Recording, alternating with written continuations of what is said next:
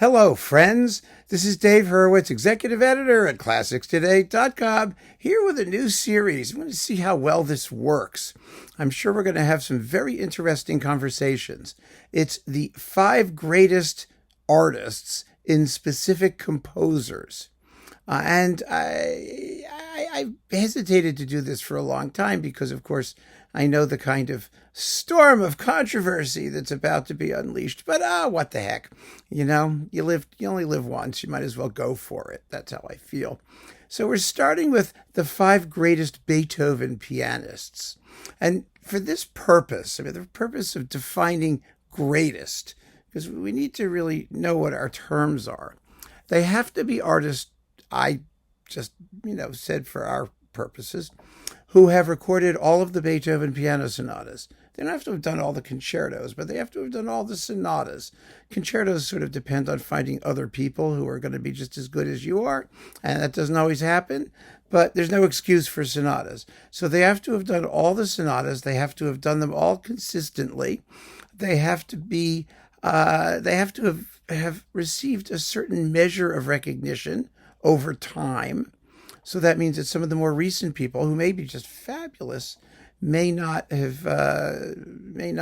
the grade, not because they're not great, but because they just aren't as they aren't acknowledged as such generally in the same kind of way. So it's it's a combination of objective, that is, technical application and consistency and things that you can demonstrate by listening, and subjectivity, our own understanding of how their art has been accepted and appreciated over time, and a little historical interest in there. And it's a combination of factors. And for each pianist, really, the combination of factors will be a little bit different. The recipe, the balance of ingredients may be a little bit different. And so I think it's going to be interesting. But in limiting myself to 5, and you, by the way, to 5 maximally, it really makes you think. It makes you ask yourself, who are the ones that you want to listen to most? Who are the ones that you've heard about the most? Which are the performances that are generally acclaimed to be major statements? I mean, you know how it goes, right? So here is my list of the 5 greatest Beethoven pianists. You can certainly contribute yours using people who are on my list if you agree with it, and also your own. But I adding whoever else you particularly care for, that you think belongs on a list of 5, but only 5, and that's hard. I think it's hard. I think it's a good exercise in listening. I did a lot of listening in preparing this list. I really have, both over time and more proximately. And, we'll see what comes out. So here they are. You ready? Artur Schnabel. You got to start with Schnabel, right? Because he recorded the first complete set of Beethoven sonatas, and he's been acclaimed as one of the all-time great pianists ever since, because of his Beethoven, largely. I ask myself, how many people really listen to these performances? I really do, because I don't listen to them very often. I don't listen to them very often because of sonic considerations. They're not bad sounding. You can hear what he does mostly.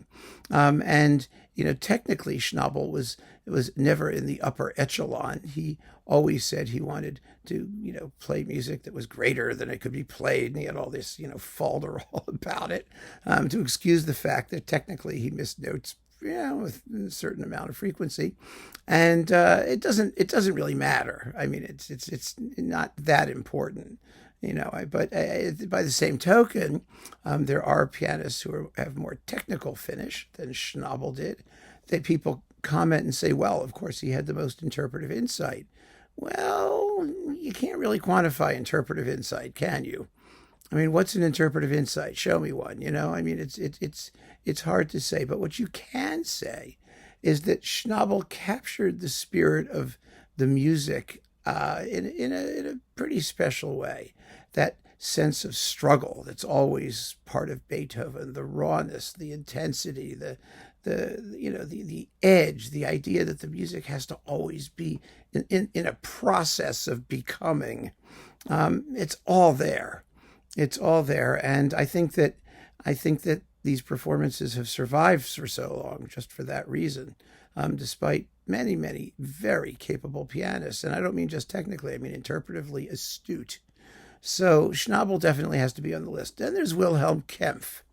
Wilhelm Kempff was the standard reference guide to the Beethoven sonatas for generations of music listeners. He recorded them all twice for Deutsche Grammophon, once in mono, once in stereo, by general consensus. I mean, some people, at least they feel that the monos are a little bit livelier, maybe a little better, a little more technically assured. I'm not so sure. I think you have to go sonata by sonata and compare them, actually. But Kempff was a tremendously intelligent and I think approachable artist. This was not Schnabel's Beethoven. This was not Beethoven, the constant Sturm und Drang questing spirit, as much as it was Beethoven, the logical successor to Mozart, the member of the broader German school that favored structure and form and all of that stuff. It's not to say that Kempff was not emotional. He was, or that he underplays the music, which I don't think he does. But he has an approach. He has a view, and it was considered to be really very well the standard view for a lot of listeners. Going back and hearing these things after letting them sit for a couple of years, I enjoyed them very much. They're really, the performances go down easy. Now, you may not think Beethoven should go down easy, but they do. And more to the point, he was consistently fine. He really was. I mean, he presents the whole batch of sonatas as one giant chunk of musical expression. And that's sort of what you're looking for when you're talking about consistency over time as part of the definition of what constitutes great.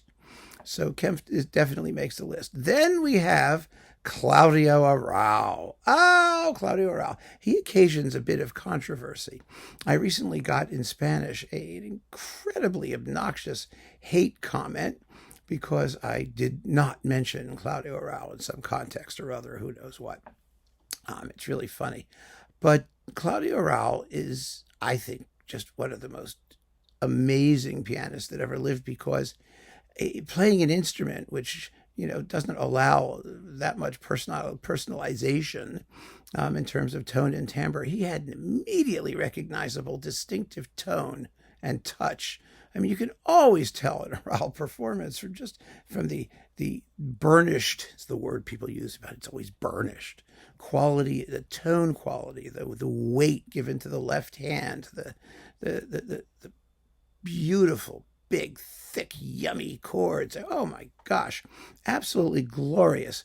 And his Beethoven sonatas, his Phillips cycle, the standard Phillips cycle, it has remakes and pre-makes on EMI and all this stuff, but is really an amazing achievement. This is Beethoven for people who think Beethoven is the god of the piano, the most serious, the most probing, the one you need to take your time and, with a certain Epicurean relish and just let it unfold magisterially. He was sort of the Otto Klemperer of the piano, if you want to put it that way, and an amazing artist. Because it wasn't just Beethoven he could play, but he had personality to burn, and his piano sonatas, some people find them just abysmally slow, and certain sonatas, the Waldstein or the Appassionata or whatnot, but I think he's amazing. I really do, and consistent. Boy, was he consistent. I mean, he thought, his approach was that of the sort of Talmudic scholar, in which every letter and dot is as important as every other. So it was that elevated tone of high seriousness permeated everything he did, and it's just marvelous. So he's definitely on the list. Then there's Richard Goode. Richard Goode doesn't get as much attention as he deserves. But his Beethoven Sonata cycle for consistency is second to none. There are no duds in it anywhere. His playing is so intelligent, and full of I don't know how else to describe it. I would say almost effortless conviction. You know, for Goode, it seems Beethoven sonatas are settled text. He doesn't have to make the case with special pleading. He just has to play the daylights out of them, and he does. He really does. It's a beautiful cycle. He doesn't have the kind of personality that Claudio Arrau had. But he is one of those musicians. You know, he loses himself in the music, and it just sort of erupts spontaneously, and with great feeling and taste and polish, and you know, it's a different view of Beethoven, but I find an equally persuasive and powerful one. And I know that whenever I pick out a sonata or some other piece of Beethoven's and put on Goode's performance, I'm going to like it. That's going to sound really good. That it's going to make sense. It may not be the performance you go to for the ultimate in thrills, but then again, none of these people may have that, because we're talking about, you know, I mean, you know, there are very great pianists who did not record complete Beethoven cycles, who recorded amazing Beethoven albums, right? You know, Moravec, Richter, you know, the list is endless. It really is. So we're operating in a specially defined sphere here. And so I do not want to hear comments, by the way, about, well, so-and-so made a great Beethoven record. Well, everybody makes a great Beethoven record, practically. So Richard Goode is on the list. And last but not least, my fifth choice, Ronald Brautigam on forte piano for the period instrument crowd. Brautigam is a wonderful artist. He really is. I mean, he's just a force of nature on the forte piano. And it is wonderful to hear Beethoven's music played on an instrument of the period, and hear how the music is just about ready to reduce that instrument to kindling. And that's what you get when you hear Brautigam play. There's the ferociousness. He's not crude, but the strain, the sheer amount of tension that his instrument is undergoing while he's pounding away on it is really exciting. And he's done all the Beethoven piano music, by the way. He's done not just the sonatas, but all the shorter pieces and variation sets and everything else, in 2 box sets. And they're fabulous, absolutely fabulous. There's not a dead spot anywhere in these performances. Talk about consistency. And to a degree, you could argue that it's the instrument itself that makes the performance, because, you know, fitting Beethoven's, you know, gigantic square peg into the period round hole of a, you know, forte piano, you know, has its own allure, which would be true of any performance. But then again, I've heard a lot of Beethoven performances on forte piano, and rarely do they have the level of voltage and intensity that Brautigam produces. And so for modern cycles, you know, with the latest in historical scholarship and all of that stuff that, you know, everybody thinks they want, even though they don't know what it is 9 times out of 10, I would definitely go for Brautigam, because they're just a thrill to listen to. They really are. So those are my 5. And if you've got 5, I am more than willing to listen to them. But remember, it's got to be pianists who've done complete sonata cycle. That means no Emile Gilels, folks. You know, they have to have done them all. They don't have to have done them all at one shot. You have to be able to cobble together a cycle somehow and see where it takes us. Let's see who else is out there. I suspect, and maybe I'm wrong, we'll see when you guys chime in, I suspect that the list is actually pretty short. And there may be a lot of repetition. You know, I can see other people making this list, you know, Claude Franck possibly, and some others. But on the whole, it's tough, I think, to find really the best, who fit all of these criteria for excellence. And so let's see where we go. Thank you so much for participating and for listening. Keep on listening, friends. Take care.